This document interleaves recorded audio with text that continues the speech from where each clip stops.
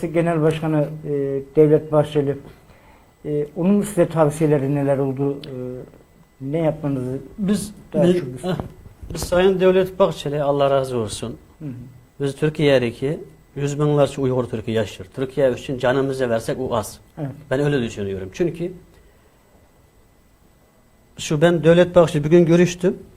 Bir hafta sonrası 21 tane Uygur Türk'ü Atatürk Havalimanı'nda İstanbul'da Çin'e teslim edeceğiz deyip orada yakalandı. Evet. Çocuk var, hanım var.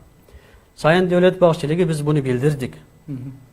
21 tane Uygur Türk'ü havalimanında Çin'e teslim edilecek. Çok kötü durumda. Onlar gitti mi yarı yavaş yavaş sıkıntı. Evet. Dedik orada belki onu devletinin bilgisi yok, Cumhurbaşkanı'nın bilgisi yok. Çin'e seçilmiş, acallar yapmışlar. Böyle ben düşündüm öyle. Sayın Devlet Bahçeli Salih gün grup toplantısında hemen orada konuştu. Bizim Çin'e teslim edecek tek soydaşımız, dindisimiz yoktur, olmayacaktır. Onları hemen serbest bırakın dedi. Allah'ın izniyle serbest bıraktı. Ondan sonra Allah'a çok şükür hiçbir Doğu Türkistan'dan Çin'e teslim etmedi. Bizim Doğu Türkistan için bu çok büyük destek. Neden? Çünkü Mısır'daki Doğu Türkistanlılar var idi. Öğrenciler. Öğrenci insanlar. Pakistan'da var idi. Suudi Arabistan, Dubai. Çok Doğu Türkistanlarını Çin'e teslim ettiler. Bize sattılar, Çin'e sattılar. Tayland falan. Ama Türkiye Allah razı olsun. Biz burada vatandaşlık kazanan var. Kazanan ama hepsimiz Allah'a çok şükür Türk vatandaş gibi yaşıyoruz. Yani sonuçta kardeşiz canım. Yani. Evet. Sayın Devlet Bahçeli o zamanlarda mesela o zor durumdaki ailelerini Adana'ya yerleştirilmişti. Bu konuda destek oldu. Zor durumdakiler için. Hem bizden ikamet sıkıntımız var. O zaman ilk süresiz kimlik mi yok idi. Bunun için çok büyük destek oldu. Hem o şeyden gelen Uygur Türkler var idi. Tayland tutuklanmış yayan Türkiye'ye gelmek için. Onlar Malezya'ya kaçıyor. Malezya'dan bu havalimanı tutuklanıyor. Evet. Şimdi onlara iftira atıyor. Devlet Bahçeli'ninki tek bir talimatıyla yardımcısı Kamal Aydın var genel merkezde. Kamal Aydın'ın yardımıyla onlar serbest bırakıldı. Hem Türkiye'de bugün kadar binlerce Uygur Türk'ü tutuklandı. İftiradan dolayı Çin acallarınınki. Onların serbest olması için Sayın Devlet Bahçeli çok büyük yardımcı oldu Allah razı olsun. Hem Sayın Devlet Bahçeli'nin bizden talep dedi ki siz yürüyün dedi. Siz haklısınız. Kendi vatanınız, kendi yurtumuz, bizden atı yurtumuz, bizden kanayan yaramız dedi. Biz her konuda sizler için yardımcı olmak için hazırız. Kapımız her zaman açık dedi. Benim 7 tane çocuğum vardı. Bunlar bizim manevi çocuklarımız dedi. Siz burada korkmayın dedi. Çin ajanı falan korkmayın.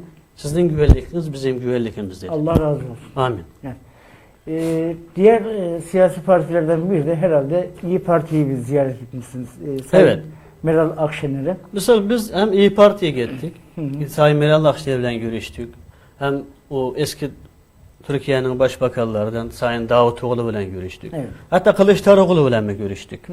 Neden? Çünkü Doğu Türkistan bir devlet davası. 35 milyon Müslüman Uygur Türk davası. Meral Hanım tavsiyesi neydi size? Neler tavsiye etti?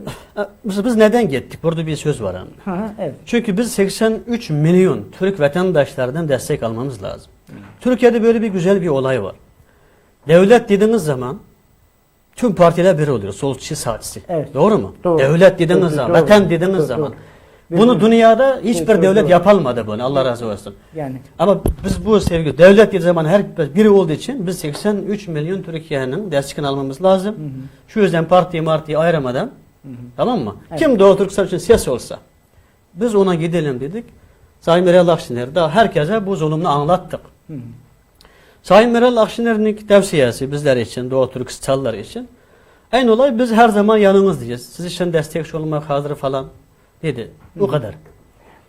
Kemal Kılıçdaroğlu ne tavsiye etti size? Biz Kemal Kılıçdaroğlu ile Büyük Meclis'te görüştük. Büyük Meclis'te görüşürken kendimizi tanıttık. Biz Doğu Türkistan'dayız. Evet.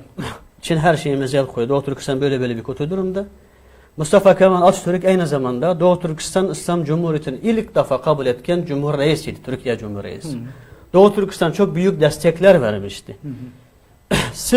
Biz sizden aynı Mustafa Kemal gibi destekçi olmanızı rica ediyoruz dedi.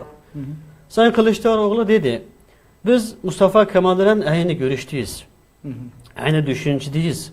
İnşallah biz her zaman yanınızdayız dedi. Ama öyle konuştu ama bugün kadar biz CHP'den Doğu Türkistanlılar olarak Maalesef hiçbir destek görmedik. Hı. Ama bizi bir olay çok üzdü. Mesela İstanbul'da belediye başkan kim idi? Şimdilik. Ekrem İmamoğlu. Ekrem İmamoğlu. Ekrem İmamoğlu kazandı. Belediye başkanı oldu. Kimse yapmayan bir kötülük ne yaptı? Yanlış anlamam. Hı hı.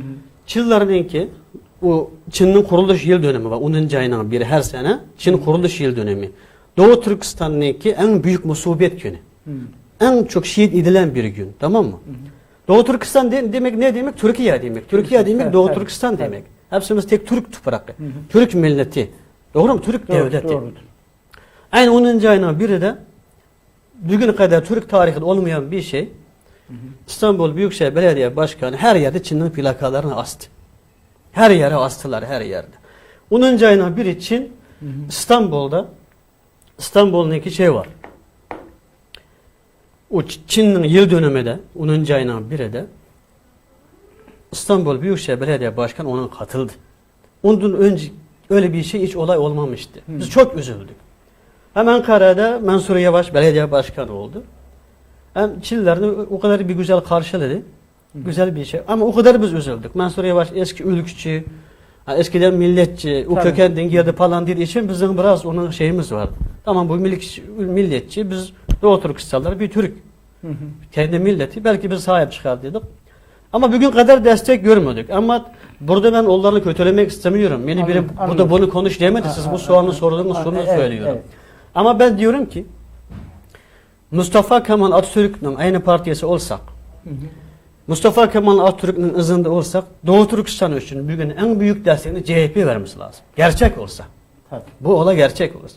Ama bugün kadar maalesef bir destek bir şey olmadı. Tabii yani bu siyasetin farklı farklı şeyleri, herkes kendi alanında, kendi kulvarında Evet. kendi zihniyetlerini ortaya koyuyorlar ama Sayın Milliyetçi Hareket Partisi Genel Başkanı Doktor Devlet Bahçeli'nin hem manevi çocukları Evet. kendi himayesine alması çok önemli bir adım. Evet.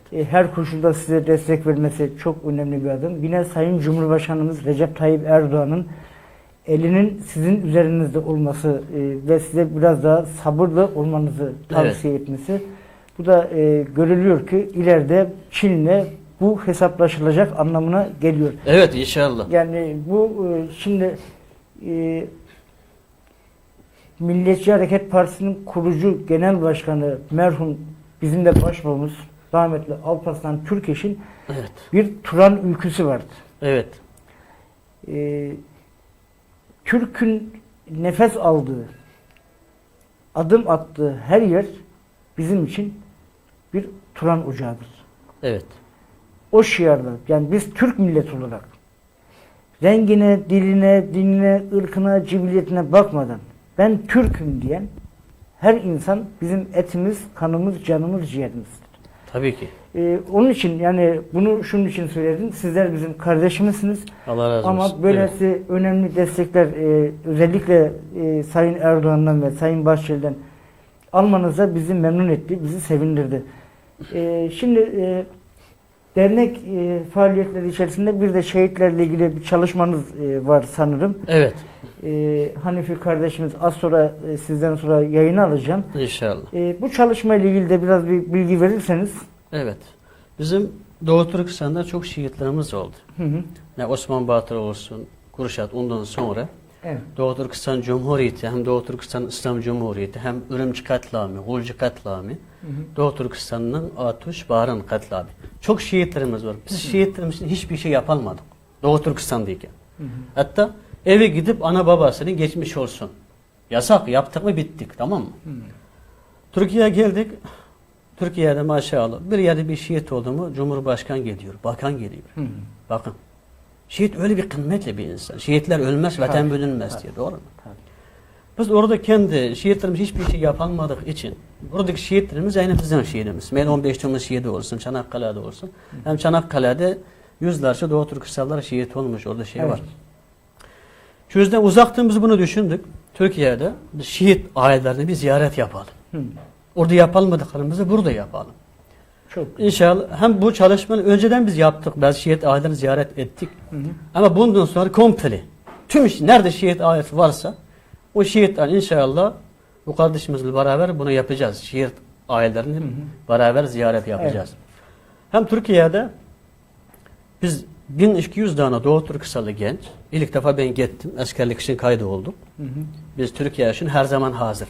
Babalarımız Çanakkale Savaşı'nda geldi. Çünkü Türkiye Doğu Türkistan'dan önemli.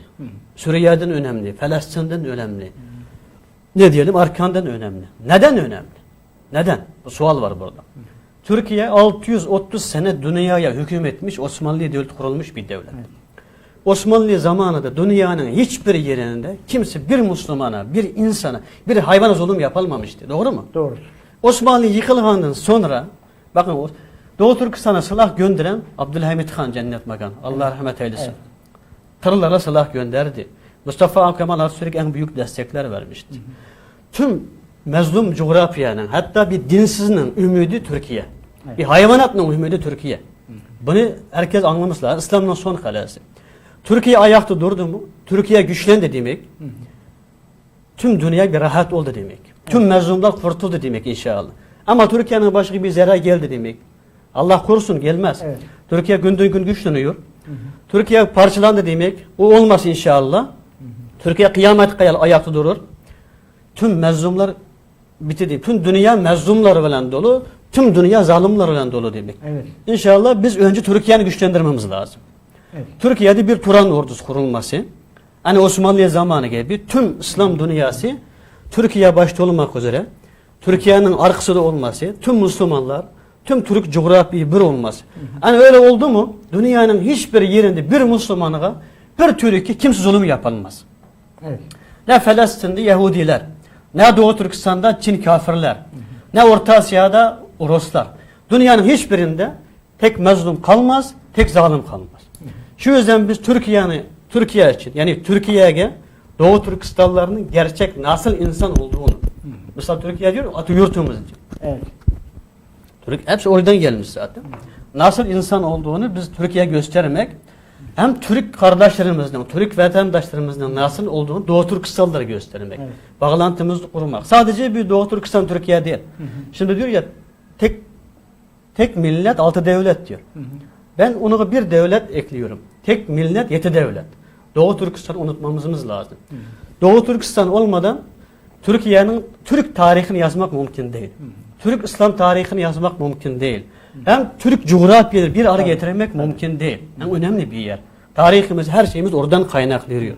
Kürşat dediğimiz zaman, Oğuz Han dediğimiz zaman, Bilgi Han dediğimiz zaman onu Türkistan'sız yapamıyoruz.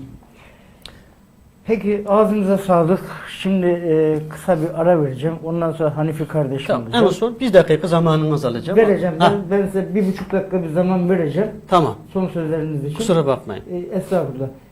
Sevgili seyirciler, yine bu şehit projesi adı altında bir kardeşimiz var. Sanatçı bir kardeşimiz var. Şimdi sevgili Osman sözlerini bitirdikten sonra kısa bir ara vereceğiz. Ondan sonra kaldığımız yerden devam edeceğiz. 1,5 dakikayı size veriyorum. Tamam. Buyurun. İkram karşıdaki tüm kardeşlerimize Allah razı olsun diyorum. Biz Türkiye'den şimdi vatandaşlık vermeye başladı. Doğu Türkistanlılar, Türk soylar için. Buna çok teşekkür ediyoruz. Evet. Allah razı olsun. Evet. Çünkü biz vatanımızdan ayrıldık. Hem dilimizde Çin yavrunun pasportu var idi. Türk pasportu aldık demek biz için en büyük kazanç. Evet. Biz triliyat para vermesin, vatandaşlık versin. Bu biz için en büyük destek. İki, Türkiye'de mesela ben Türkiye'yi çok gezdim. Afgan köyü, Kazak köyü, Kırgız köyü falan. Ama bir Doğu Türkistan Uygur köyü yok. Biz bunu rica ettik. Cumhurbaşkanımızla bu dilekçini verdik inşallah. Hem Süleyman söylüyor, Dışişleri Bakanlığı'na verdik. İnşallah bir Uygur köyü yapılsa Türkiye'de, meyli o Yunan sınırına yapsın. Çünkü Türkiye bir sınır bizim sınırımız. Orada Yunanlara karşı savaşmak için biz hazır. Çünkü biz Türk'üz. Evet. Biz Müslüman zaten, doğru mu abi? Doğru. Türkiye biz destek verdi, biz hiçbir şey yapamadık, utanıyoruz. Orada bir köy yapılsa, kendi kültürümüzde yaşamak, kendi dinimizde yaşamak, çocuklarımıza güzel eğitim vermek, birbirimize sahip çıkma imkanımız olur. İnşallah bu ekran karşısından biri, Cumhurbaşkanımız Recep Tayyip Erdoğan'a, Sayın Devlet Bahçeli'ye, hem dün bugüne kadar Doğu Türkistan için, tüm mezun topraklar için sahip çıkan tüm vatandaşlarıma teşekkür ediyorum. Evet. Allah cümlemizden razı olsun. Selamun Aleyküm ve Rahmetullah. Aleykümselam diyelim. Evet, çağrınızı da ben tekrarlayayım.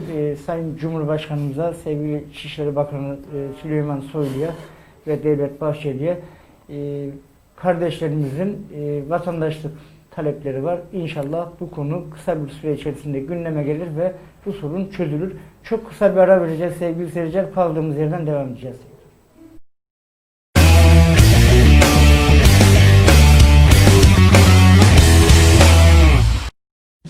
Alanında uzman isimlerden oluşan, sorumluluğunun farkında olan, temelden anahtar teslimine kusursuzca kontrollerini yerine getiren Alper Yapı Denetimini seçin.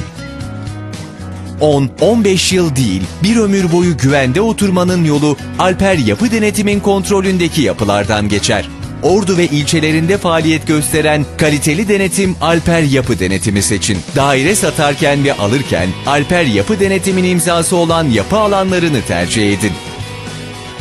Ordu'nun markası, güvenilir firma Alper Yapı Denetim. Gözünüz arkada kalmasın. Bize güvenin, güvende kalın.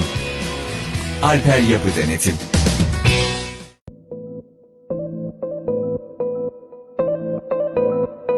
Kum başında denizin ve kumsalın tadını No 22 Bahçe Kafede çıkarın. Ailenizle 3 öğün bir